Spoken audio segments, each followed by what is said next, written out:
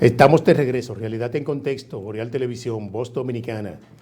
Boreal Televisión con imagen HD a nivel nacional y en todas las plataformas digitales. Ahí está la señal de Boreal Televisión. Bueno, nos acompaña, como cada jueves, el licenciado Reinaldo Enrique. Estamos aquí siempre hablando de temas de derecho. Buenas noches, licenciado Reinaldo.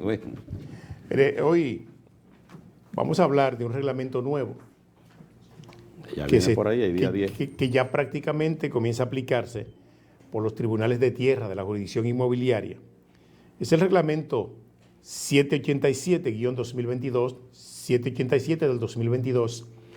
Y vamos a ver si usted puede edificar a la teleaudiencia de este programa respecto a los efectos negativos y positivos que tendría este reglamento inmediatamente comience a aplicarse a plenitud por ante los tribunales de tierra. Buenas noches. Bueno, lo que yo recomiendo es que a todos los abogados que ejercen en la jurisdicción inmobiliaria deben ya estar comprando el reglamento, los 4, porque hay 4 reglamentos, aunque de manera paulatina van a entrar en vigencia. El 787, como usted acaba de señalar, 2022, ese reglamento fue promulgado el 27 de octubre del año 2022 y como estableció que dentro de un plazo de 6 meses era que podría, mucha gente entendía que iba a ser el 27 de abril, pero se estableció en una mesa de trabajo y por las resoluciones de la Suprema que iba a ser ya que va a ser el 10 de mayo. Entonces, como este reglamento, aunque los otros entrarán oportunamente, ya sería por allí, por noviembre, diciembre, como son los que tienen que ver con el reglamento de mensura, que aunque de manera práctica, ya como quien dice, se está aplicando, porque los parámetros que se están usando son muy similares al que viene prontamente. Pero en lo que concierne a este reglamento, al 787-2022, es un gran reglamento, es una gran reglamentación que se ha hecho y los abogados que ejercen en la jurisdicción inmobiliaria tienen que irse ya leyendo ese reglamento, puesto que tiene algunas modificaciones que van a tener un gran efecto. Por ejemplo, las novedades positivas que traería este reglamento. Por ejemplo, si usted analiza el artículo 30 de la ley 108, y necesariamente tenemos que mencionar la ley para luego hablar del reglamento y unirlo y ver qué trae como nuevo, como novedad. Por ejemplo, el artículo 30 le habla a usted que cuando usted deposita una demanda en los tribunales de tierra mediante un escrito, usted tiene, después que la deposita, un plazo de 8 días franco para usted depositarla, para usted notificarle a la parte demandada y así preservarle su derecho a defenderse. Entonces, ¿qué es lo que pasa?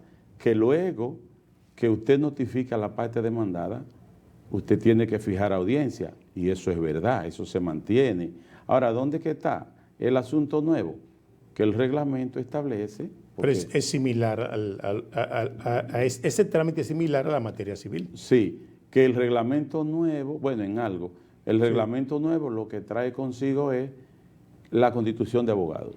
Bien. Que no lo tenía anteriormente, porque si se constituye el demandado, si da una constitución de abogados, pues entonces los plazos cambian. No el de la octava, sí el de la notificación a la audiencia, a la primera audiencia de fijación. Muy bien. De la fijación de lo que tiene que ver con el sometimiento y la presentación de pruebas. ¿Cuáles son esos plazos? Sencillo. Si hubo constitución de abogados, dice este nuevo reglamento, el plazo serían 2 días para notificarle a la otra parte cuál es el día que deberá comparecer ante la audiencia de prueba. Pero si no constituyó abogado, pues el plazo son 5 días. Sí. Entonces, eso es nuevo en ese reglamento. Muy bien. También trae las famosas pruebas inaccesibles. ¿Qué quiere dejar dicho esto? Y los jueces se han estado preparando, que porque ahora hay una rutina de que todo el que va a una audiencia de presentación y sometimiento de pruebas entiende que el proceso se instruye el día de la audiencia. Y es todo lo contrario. Efectivamente. Y es todo lo contrario. el proceso se instruye desde el día que se fija en la audiencia, desde 25 días hasta 60.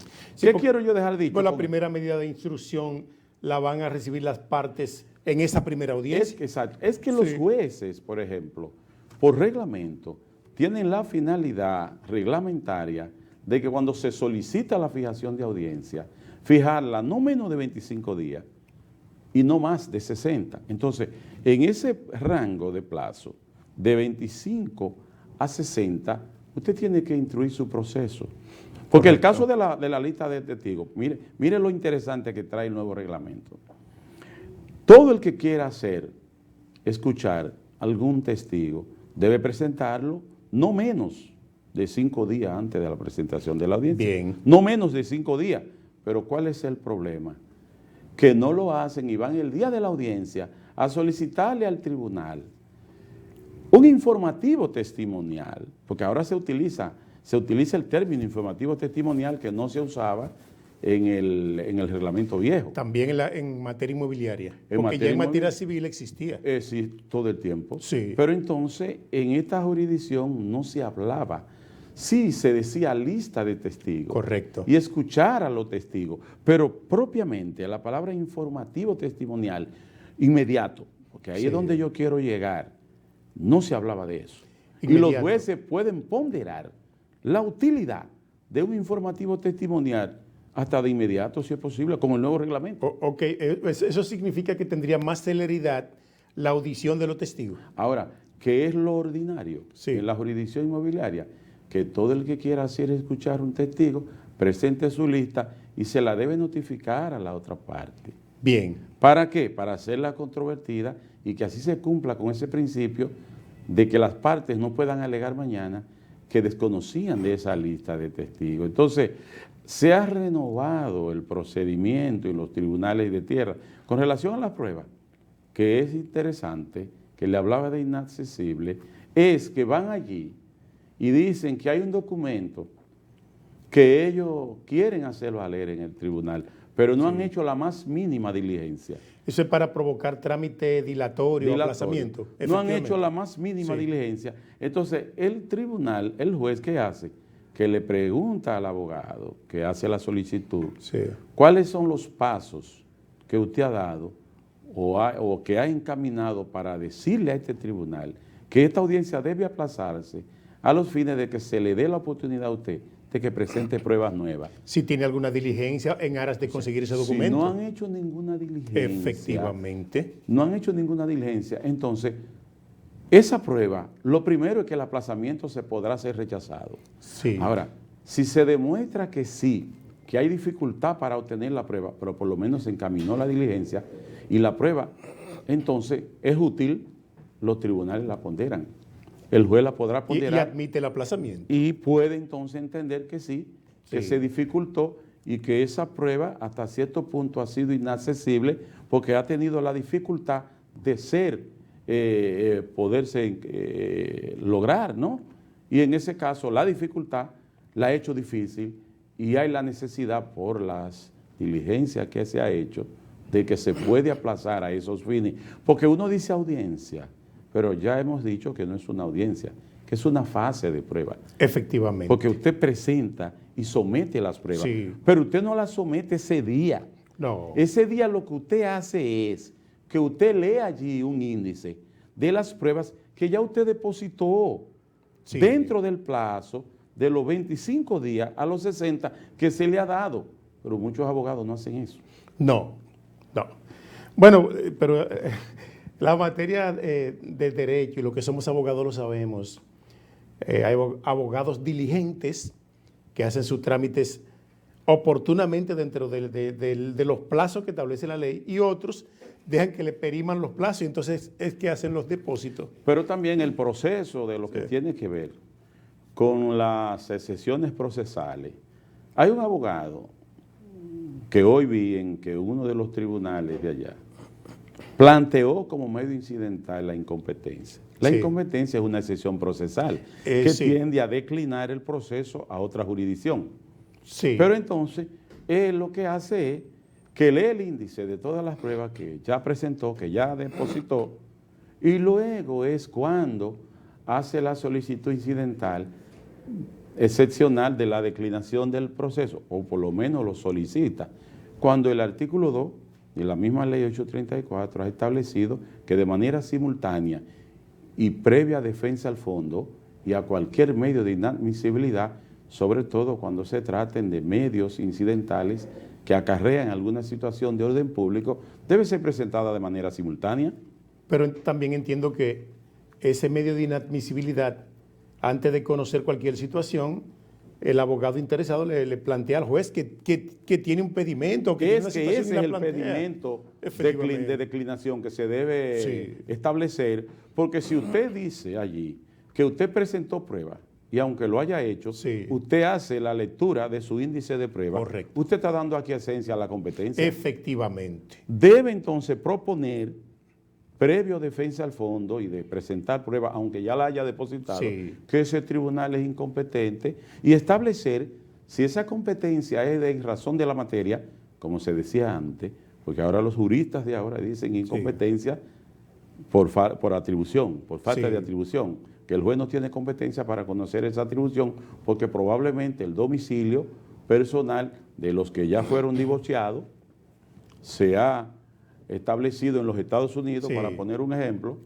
y entiende él que por la ley 544 del 2014, que regula el derecho internacional privado, debe ser allí.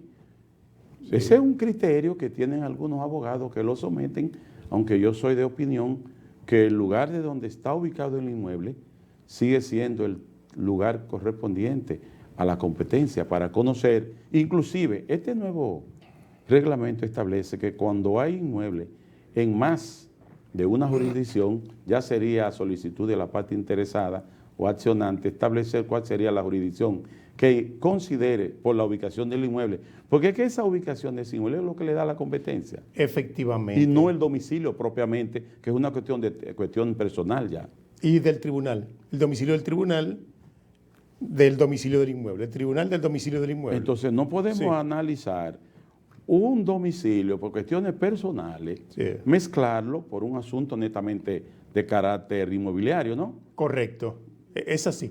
Quisiera preguntarle, este nuevo reglamento 787 va a producir algunos cambios en las instancias, en el procedimiento.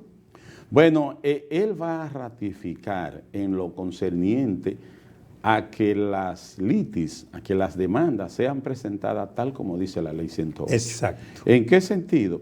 De que deba ser, que no es un emplazamiento, no, eso no varía.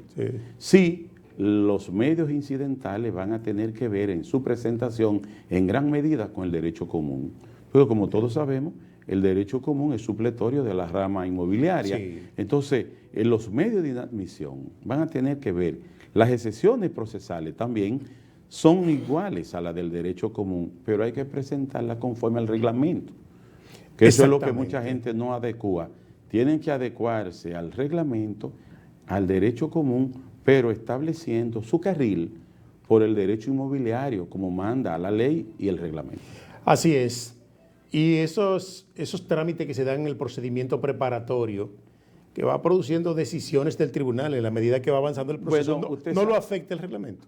Bueno, usted sabe que el reglamento regula también estas decisiones que son preparatorias, interlocutorias. Efectivamente. ¿Por qué? Porque hay que entender que si un tribunal ordena algún peritaje, para poner un ejemplo, ordena algún peritaje, necesariamente el tribunal debe escoger de alguna terna ese perito y juramentarlo, como manda. Y eso se ha hecho siempre, Lo que pasa ahora es que tan pronto el perito se juramente y haga su trabajo, es obligatorio de que las partes tengan conocimiento de manera previa para que así su derecho quede conforme a los principios de la contradictoriedad.